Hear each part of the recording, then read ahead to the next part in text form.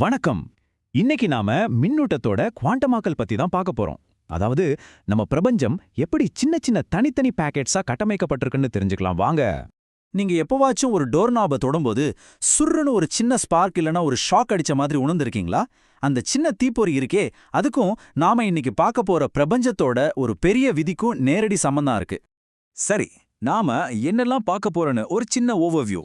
முதல்ல இந்த பிரபஞ்சம் எப்படி சின்ன சின்ன பாக்கெட்ஸால ஆனதுன்னு பார்ப்போம். அப்புறம் அதுக்கான அடிப்படை ஃபார்முலா என்னன்னு தெரிஞ்சுக்குவோம். அதை வச்சு சில கணக்குகளை போட்டு பார்ப்போம். அப்புறமா கண்டக்டர்ஸ் மற்றும் இன்சுலேட்டர்ஸ்க்கு என்ன வித்தியாசம்னு புரிஞ்சுக்கிட்டு கடைசியா தொடாமலே எப்படி ஈர்ப்பு விசை உருவாகுதுன்னு ஆராயலாம். ஓகே, நம்ம முதல் பகுதிக்குள்ள போலாம். பாக்கெட்ஸ்களின் பிரபஞ்சம். இங்க நாம எலக்ட்ரிக் சார்ஜோட கரடுமுரடான தன்மையை பத்தி தான் பேச போறோம். அதாவது அது ஒரு தண்ணி மாதிரி வளவலன்னு இல்லாம மணல் துகள்கள் மாதிரி தனித்தனியா இருக்கு.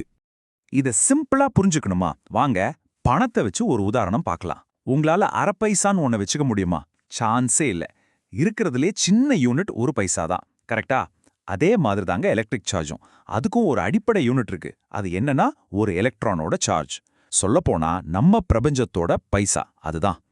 இதுக்கு சயின்டிஃபிக்கா ஒரு பேர் இருக்கு. அதுதான் சார்ஜ் குவான்டைசேஷன்.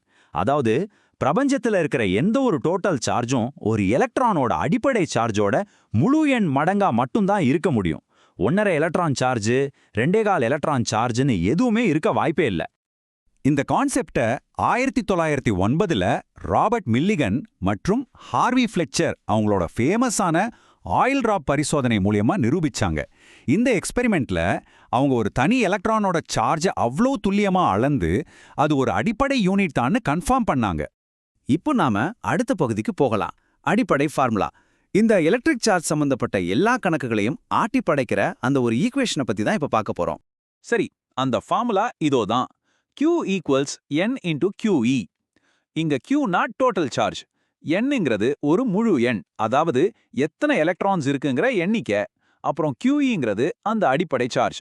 பார்க்க ரொம்ப சிம்பிளா தெரியுதா? ஆனா இது சம பவர்ஃபுல்லான ஒரு ஃபார்முலா. அப்போ அந்த ஒரு எலக்ட்ரானோட சார்ஜ் எவ்வளவு இருக்கும்? அது -1.6 இன்டூ 10⁻−19 கூலோம். இது எவ்வளவு சின்ன நம்பர்னு யோசிச்சு பாருங்க. இதுதான் சார்ஜோட மிகச்சிறிய, இனிமே பிரிக்கவே முடியாத ஒரு பாக்கெட்.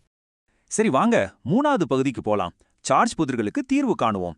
நாம இப்போ கத்துக்கிட்ட ரூல்ஸ் எல்லாம் இப்போ பிராக்டிக்கலா அப்ளை பண்ணி பார்க்கலாம். இங்க ஒரு இன்ட்ரெஸ்டிங்கான உதாரணம் பாருங்க. ரெண்டு ஒரே மாதிரி இருக்கிற கண்டக்டிங் ஸ்பியர்ஸ் ஒன்னோட ஒன்னு டச் பண்ணா என்ன ஆகும் பாருங்க.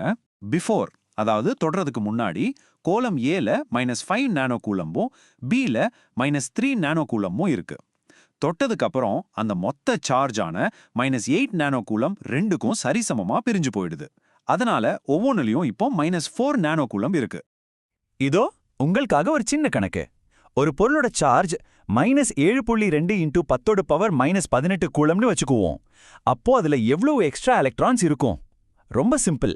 நாம பண்ண வேண்டியதெல்லாம் இந்த டோட்டல் சார்ஜை ஒரே ஒரு எலக்ட்ரானோட சார்ஜால வகுக்கணும். ஆன்சர் என்ன? 45 எலக்ட்ரான்ஸ். பாத்தீங்களா?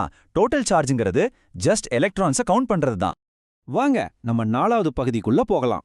கண்டக்டர்ஸ் வர்சஸ் இன்சுலேட்டர்ஸ், அதாவது கடத்திகள் மற்றும் காப்பான்கள். ஏன் சில மெட்டீரியல்ஸ் சார்ஜை ஷேர் பண்ணுது, மற்றதெல்லாம் பண்ண மாட்டேங்குதுன்னு இப்போ தெரிஞ்சுக்கலாம். இங்க முக்கியமான பாயிண்டே இதுதான். மெட்டல்ஸ் மாதிரி கண்டக்டர்ஸ்ல எலக்ட்ரான்ஸ் அந்த பொருள் முழுக்க ஃப்ரீயா சுத்த முடியும். ஆனா பிளாஸ்டிக், கண்ணாடி மாதிரி இன்சுலேட்டர்ஸ்ல எலக்ட்ரான்ஸ் அதோட அணுக்களோட ரொம்ப டைட்டா பிணைஞ்சிருக்கும். அதனால நகரவே முடியாது. தூண்டல் முறையில எப்படி சார்ஜ் ஏத்துறதுன்னு ஒரு எலக்ட்ரோஸ்கோப் வச்சு பார்க்கலாம். சார்ஜ் செய்யப்பட்ட ஒரு ராடை அந்த பிளேட்டு கிட்ட கொண்டு வந்தா அதுல இருக்கிற ஆப்போசிட் சார்ஜ் எல்லாம் மேலே ஈர்க்கப்படுது. ஒரே மாதிரி இருக்கிற சார்ஜ் எல்லாம் கீழே தள்ளப்பட்டு அந்த கோல்டு லீவ்ஸ் விலகுது. ஆனா இங்க இன்ட்ரெஸ்டிங்கான விஷயம் என்னன்னா, அந்த எலக்ட்ரோஸ்கோப் மொத்தத்துல நியூட்ரலா தான் இருக்கும். இப்ப நம்மளோட கடைசி பகுதிக்கு வந்தாச்சு. தொடாமலே ஈர்க்கிறது, முனைவாக்கம்னு சொல்ற போலரைசேஷனோட ஆச்சரியமான மேஜிக்க பத்தி தான் இப்ப பார்க்க போறோம். நியூட்ரலா இருக்கிற ஒரு பொருள் எப்படி ஈர்க்கப்படுதுன்னு இது விளக்கம். ஒரு இன்சுலேட்டர்ல இது எப்படி வேலை செய்யுதுன்னா, ஒரு சார்ஜ்ட் ஆப்ஜெக்டை அது பக்கத்துல கொண்டு வரும்போது அந்த இன்சுலேட்டரோட அணுக்கள்ல இருக்கிற எலக்ட்ரான்ஸ் லேசா ஒரு பக்கமா நகரும். இதனால அந்த அணுக்கள் ஒரு சின்ன டைபோல் மாதிரி ஆகிடும். அதாவது ஒரு பக்கம் பாசிட்டிவ், இன்னொரு பக்கம் நெகட்டிவ் மாதிரி.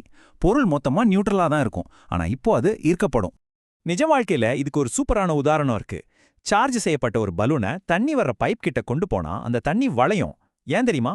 ஏன்னா தண்ணியோட மூலக்கூறுகள் இயற்கையாவே போலரைஸ்டா இருக்கும். அந்த சின்ன மூலக்கூறு அளவுல நடக்கிற மாற்றம் கண்ணுக்கு தெரியற அளவுக்கு பெரிய விளைவை உண்டாக்குது.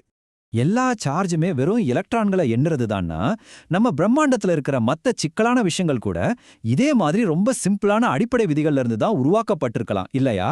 இத பத்தி யோசிச்சு பாருங்க. அடுத்த முறை சந்திப்போம்.